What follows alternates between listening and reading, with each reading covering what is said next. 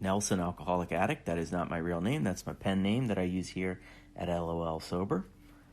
We just got back from a holiday trip to Pennsylvania, and it was quite the undertaking, let me tell you. I ended up spending some time asking myself, like, why is this so freaking hard? It is a bunch of people that I love. I don't have to work. I'm celebrating a holiday that I love. Like, what the hell? Well, allow me to moan and groan for a little bit, because I promise I have a worthwhile point if you hang with me. Because this is what we train for, isn't it? It's not so much that getting good gifts for people in your life is so impossible. And it's not so much that driving 4 hours with your kids is enough to melt your spiritual soul. And it's not that, like, even hanging out with in-laws for a few hours is the worst thing in the world. It's that all of these things all converge at the same exact time. So in that way, I feel like the holidays are the Olympics. I feel like an Olympian training all year round to boost my stamina and spirituality so that I can compete in this one signature event that will test everything I worked so hard for. So this year, I gotta say, I think I deserve a gold medal. Maybe a silver. Maybe a silver. Actually, now that I think about it, let's do bronze. Let's do bronze. And even that, I don't know. Maybe, fine. Just give me a participation ribbon or something, because I made it. I got through it. If you did, congratulations. Let's get you a gold medal also. Let me tell you about the trip a little bit. My wife and kids and I, we all jumped in the minivan and we headed for Pennsylvania. It's a 4-hour drive. Feels like 100 hours, though, always. It has never not felt like that, ever. I'm not sure why my expectations always seem to be that, like, this is the time 5 people will jump in a minivan for a trip that takes the same length of time as, like, a mini series on TV. Like, we always have issues, you know? It's woven into the fabric of a long car ride with kids. This time, my youngest kid was car sick within 10 minutes. We were like out of the driveway, and it's like, I think I'm going to throw up. And she also did not pack any pajamas or shoes. No pajamas or shoes for a multi-day trip.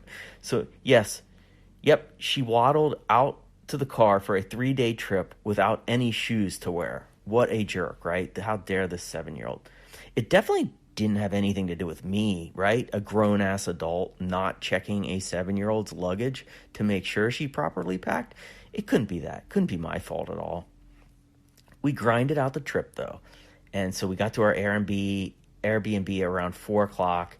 And, of course, my mother-in-law was calling, giving us a hard time. We weren't getting there early enough for her. That always warms my heart, makes me want to rush even more to get over there so that I could, catch some shit in person, face to face. Couldn't wait for that. So we went over to their house, and we had a fine evening. The kids had nothing to do, so they they performed our family's national pastime for 3 hours. They bickered and crossed their arms and yelled at each other and walked out of rooms. Then they started yelling at me. What a delightful evening, huh? Happy holidays. At one point, I camped out in the bathroom and I meditated for 5 minutes, and then I said a little prayer.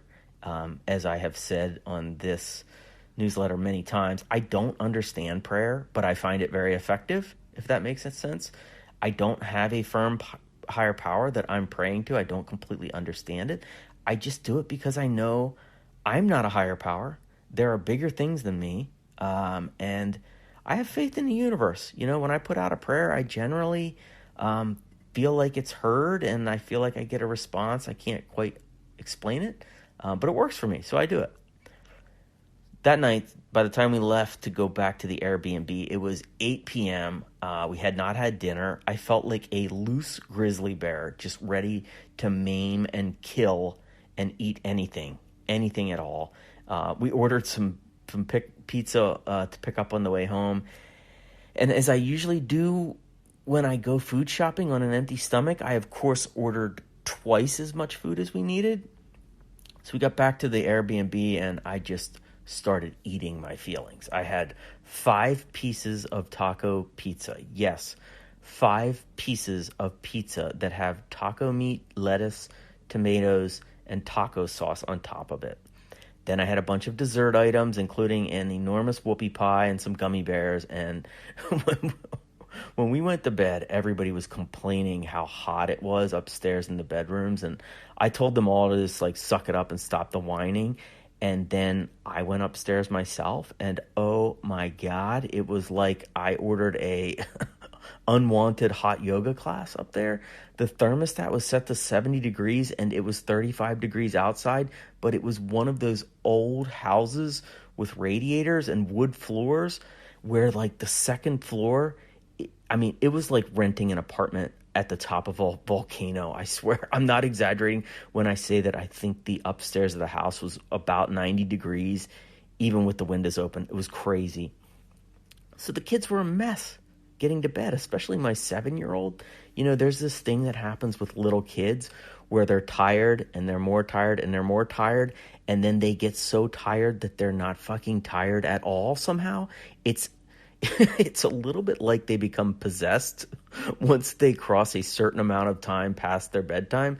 So, yeah, we had to try to do a mini exorcism while reading Peter Rabbit stories in a sauna. It went great, let me tell you. Finally, everybody eventually got to bed, and I woke up at about 3 a.m. with that stomach feeling. And I ran into the bathroom, and I barfed up a lot of taco pizza, let me tell you. And as gross as that sounds, it was even grosser than you're imagining. Trust me. I felt a little better. I went back to bed. I did honestly pause for a moment in the bathroom and stared at that toilet, and I felt some gratitude about how many holidays in the past I had spent all night puking because of drugs and alcohol. It was a lot. I could remember them, and I am so glad I don't have to live like that anymore. So I did have a moment of gratitude while wrapping up my puke session. That's great. I'll fast forward a little bit. You don't need every detail, but the trip ended up, it was long and bumpy. I think a lot of people listening to this probably can sympathize. Like, it was a long and bumpy trip.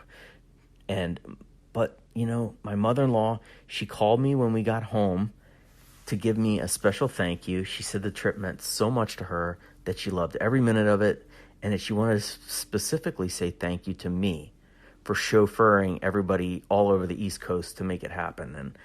And what else can you ask for? This is why we get sober, isn't it? To bring love and light to the world, to be of service even when it's brutal minivan ride away from your house, to be of service even when it involves prickly kids, to be of service even when I'm a bit player in the festivities. This trip was not all about me.